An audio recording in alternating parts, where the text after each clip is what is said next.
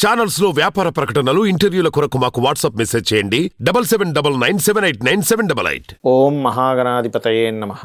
ఓం గురుభ్యో నమః. ఓం శ్రీమాత్రే నమః. పరమేశ్వర స్వరూపమైనటువంటి జ్యోతిష, వాస్తు మరియు ఇతర అనేకమైనటువంటి శాస్త్రములను మనకు అందించినటువంటి మహర్షులకి నమస్కారం. హయగ్రీవ హయగ్రీవ హయగ్రీవేతియో వదేత్ తస్య నిస్సరతే వాణి జన్హు కన్యా ప్రవాహవత్.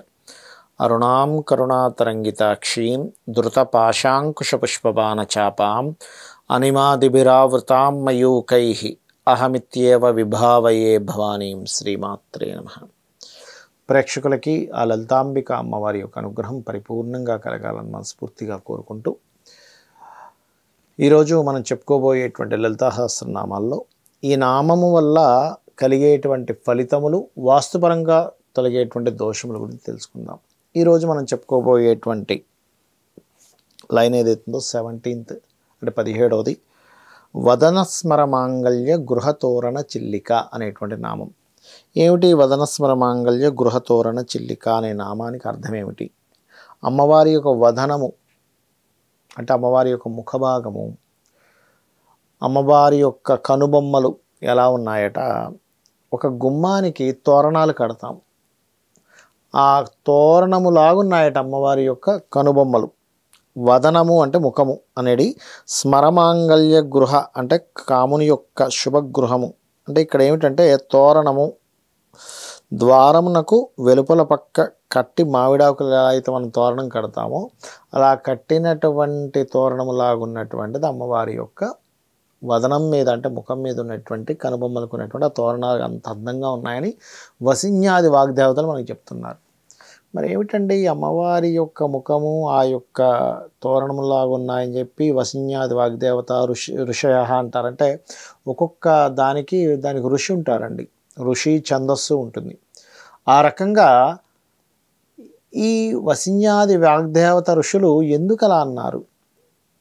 దీన్ని స్మరించడం ద్వారా మనకేమిటి? ఎప్పుడు కూడా అమ్మ అవతారమే, ఇన్ని అవతారాలు భగవంతుడు ఎందుకు తాల్చాడంటే మన కోసం తాల్చాడండి, ఆయన కోసం కాదు. అసలు ఆయనకేమవసరం ఇన్ని అవతారాలు ఎత్తడానికి? రాముడు గాను, కృష్ణుడు గాను, లలిత అమ్మవారు గాను, లేకపోతే దశమహావిద్యలు గాను, ఆయనకేమవసరం? ఆవిడకేమవసరం అండి? మనం తరించడానికి ఆవిడ అవతారాలు ఎత్తింది. ఎలా అయితే ఓ పిల్లవాడు, అమ్మ నాకు ఈరోజు నువ్వు మ్యాగీ చేసి పెడతాను, ఎప్పుడు అన్నం పెడుతున్నావు, మ్యాగీ పెట్టంటే మ్యాగీ తయారు చేస్తుంది. ఆ తర్వాత కొన్ని రోజులతో నువ్వు నాకు లడ్డూ చేస్తాను అంటే లడ్డూ ఇస్తుంది.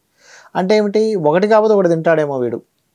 రోజు ఉప్మాయే పెట్టాం, అబ్బా ఏమిటమ్మా నాకు విసుగు పుడుతుంది అనొచ్చు. అంటే చిన్న పిల్లవాడి పాయింట్ ఆఫ్ వ్యూ నుంచి చెప్తున్నాను, మీరు అర్థం చేసుకోండి. ఇదేదో భగవంతుడు అంటే విసుగు రావడం అని కాదు ఇక్కడ. అంటే ఏమిటి? ఏమంటే నిన్న చేసినట్టు ఉప్మా చేసిన అమ్మాయి వాళ్ళు లడ్డు చేసిన అమ్మమ్మ కాదంటావా? అనలేం కదా. అలాగే అమ్మ ఎలా అయితే ఇంట్లో పనిచేసేటప్పుడు ఒక ఇంటి గృహాన్ని చూసుకునే గృహిణిగాను, ఆఫీస్కి వెళ్తున్నప్పుడు ఒక వర్క్ చేసేటువంటి ఒక ఆఫీసర్ గాను, అదేవిధంగా భార్యకి తండ్రికి భార్యగాను, లేకపోతే కొడుకుకి తల్లిగాను, లేదా ఒక అత్తగారికో మామగారికో కోడలుగాను ఉన్నప్పుడు రకరకాలుగా ఎలా ఉంటుందో ఒక తల్లి, అలాగే అమ్మవారు కూడా తను మనకి రకరకాల దీంట్లో తన యొక్క అనుగ్రహాన్ని కలిగించడానికి, తను అర్థమయ్యే విషయంలో తను చెప్పడానికి వసిన్యాది వాగ్దేవతలు రకరకాలుగా చెప్పారు. అమ్మవారి ముఖము, వదనము, వదనస్మర మాంగళ్య గృహతోరణ చిలిక అంటే మనం ఇంట్లోకి ఎంటర్ అవుతున్నప్పుడు గృహాన్ని చూసి మనకు ఫీల్ అవ్వాలి. అబ్బా అమ్మవారి తోరణములు, అమ్మవారి యొక్క కనుబొమ్మలు ఇలా తోరణాల్లాగా ఉన్నాయని చెప్పారు కదా వసిన్యాది వాగ్దేవతలు ఆ యొక్క లలితా సహస్రనామాల్లో. నిజమే కదా, ఈ గృహం ఎవరో కాదు, ఈ ముఖము అమ్మవారి ముఖములో ఉంటున్నా నేను అంటే ఎంత చక్కగా ఉండాలి, ఎంత అద్భుతమైనటువంటి విషయం ఇది అని అనుకోవాలి. అలాగే ఎవరికైనా వాస్తుపరంగా ద్వారము నిర్మాణం చేసే దాంట్లో దోషం ఏర్పడుతుందండి. ఏమంటే కొంతమంది అంటారు, ఏమంటే మీ యొక్క ద్వారం ఏదైతుందో సరైన పదంలో పడలేదు అంటారు. ఏం చేయాలో అర్థం కాదు. రెంటింట్లో ఉంటాం, ఆ ఇల్లు ఖాళీ చేయలేము, పోనీ స్వంత ఇంట్లో ఉన్నాయి, ఇప్పుడు మార్చుకునేంత స్తోమత ఉండదు. ఆ ద్వారం మార్చాలంటే ఒక్కోసారి కుదురుతుందో ఒకసారి కుదరదు, అక్కడేదో మెట్లాడడం వస్తాయి, ఏదో వాస్తులో చిన్న చిన్న రెమెడీస్ ఉంటాయి. ఆ ద్వారం ఏ జోన్లో పడిందో, ఆ జోన్ని ఏ పదంలో పడిందో దానికి సంబంధించిన మెటల్తో రెమెడీస్ చేస్తాం, ఏది ద్వారం తీయకుండా కూడా. దానిలో ఎటువంటి ఇబ్బంది లేదు, దాన్ని హ్యాపీగా చేయొచ్చు. కానీ ఇంకా సింపుల్గా అంటే నేను అది కూడా చేసుకునే స్తోమతలో లేనండి, నాకు ఏదైనా చిన్న ఇది ఇవ్వగలుగుతారా, నాకు ఈ ద్వారం సరిపోదని చెప్పారు వర్గు శాస్త్రం పరంగా, లేదా ఈ ద్వారం దోషం ఉందని చెప్పారు, కానీ నేనేమైనా చేయొచ్చా అన్నప్పుడు ఈ యొక్క నామాన్ని కనుక ఎవరైతే వదనస్మర మాంగళ్య ఓం వదనస్మర మాంగళ్య గృహతోరణ చెల్లికాయ నమః. ఎందుకంటే నేనున్న గృహం నాకు ఫలితం ఇస్తుంది, ఎందుకు నేను అమ్మవారిగా భావించినప్పుడు అనే విషయాన్ని ఎవరైతే అర్థం చేసుకుంటారో. చాలామంది ఏం చేస్తారంటే ముందు వెనక చూడకుండా ఏదో ఇల్లు దొరికిందని గబుక్కుని వెళ్ళిపోతారు.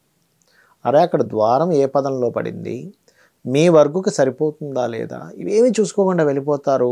ఎంతో అద్భుతమైన జీవితం గడుపుతున్న వాళ్ళు తలకిందులు అయిపోతుంది. అప్పుడు అనిపిస్తుంది అయ్యో ఇంటికి వచ్చినప్పటి నుంచి ఇలా అయిందండి అని వాస్తు చూపిస్తే ఇల్లు బాగాలేదండి ఖాళీ చేసేయండి అంటాడు. అప్పుడేమో వాళ్ళ పిల్లలేమో అక్కడ చదువుతుంటారు, ఆ ఏరియాలో దొరకదు, ఇంకెక్కడో దొరుకుతుంది, అక్కడికి వెళ్ళలేము, ఉండలేము, పరిస్థితులు ఇలా ఉంటాయి. అలాంటప్పుడు అమ్మా నువ్వు అమ్మవారి అని చెప్పి భావించి ఎవరైతే ఆ గృహంలో అమ్మవారిని చూస్తూ ఆ ద్వారంలో ఆ ద్వారాన్ని ఆ ముఖాన్ని వదనస్మర మాంగళ్య గృహతోరణ చెల్లిక అని ఎవరైతే అనుకుంటారో మీకు ఆ గృహము ఇబ్బంది పెట్టకుండా ఉంటుంది, వాస్తు దోషం తగ్గుతుంది. శ్రీమాత్రే నమః.